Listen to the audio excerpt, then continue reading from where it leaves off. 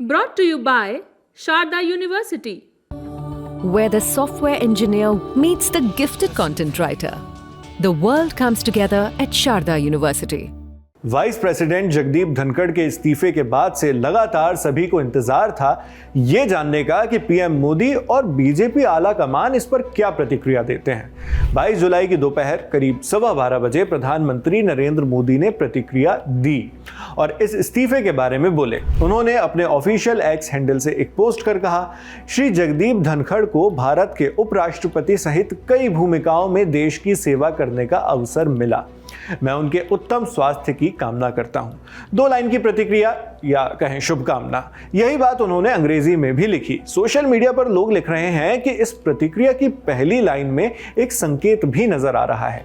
शब्द थे कि धनखड़ को कई भूमिकाओं में देश की सेवा का अवसर मिला।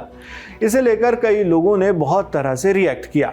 आम यूजर्स का मन जानने के लिए अगर आप उसी पोस्ट के कमेंट्स पढ़ेंगे तो नजर आएगा कि लोग इसमें दावा कर रहे हैं जैसे ये साजिश है, खेला हो गया या ये पूरे प्लान के तहत किया गया है और इसी तरह के कुछ और दावे। कुछ यूजर्स प्रधानमंत्री से सवाल भी कर रहे हैं कि वो धनखड़ से इतने नाराज क्यों हैं।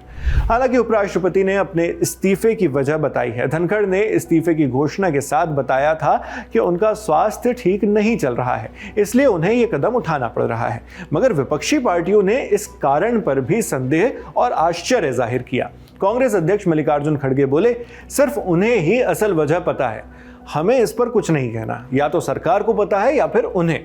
अब ये सरकार पर है कि वो उनका इस्तीफा मंजूर करती है या नहीं।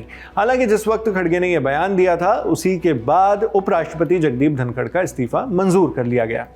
खड़गे के अलावा कांग्रेस सांसद शशि थरूर ने हैरानी जताते हुए शुभकामनाएं दी। कहा, हमें उनकी सेहत की चिंता है। ये बहुत दुखद है कि उन्हें अचानक एक स्वास्थ्य संबंधी समस्या हो गई। हम उनके जल्दी ठीक होने की कामना करते हैं।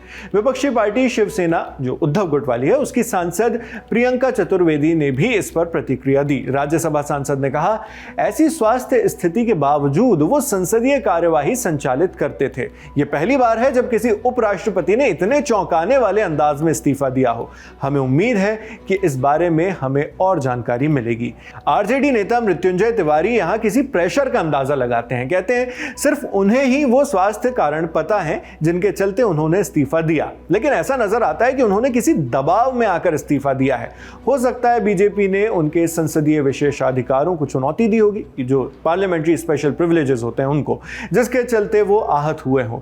इस इस्तीफे के पीछे कोई ना कोई वजह तो होगी। स्वास्थ्य कारण एक बहाने की तरह लगते हैं, जबकि असल में ऐसा लगता है मानो वो इस सरकार से आहत हैं। हालांकि इन सभी दावे आरोपों को नकारते हुए गोड्डा से बीजेपी के सांसद निशिकांत दुबे ने अपने ऑफिशियल हैंडल से एक्स पर लिखा, फिल्म में कादर खान जी का रोल विपक्ष चरितार्थ कर रहा है। आगे उन्होंने न्यूज एजेंसी रॉयटर्स की एक रिपोर्ट का हिस्सा शेयर किया जिसमें 10 दिसंबर 2024 की खबर थी, जब विपक्ष उपराष्ट्रपति जगदीप धनखड़ के खिलाफ महाभियोग प्रस्ताव ला रहा था।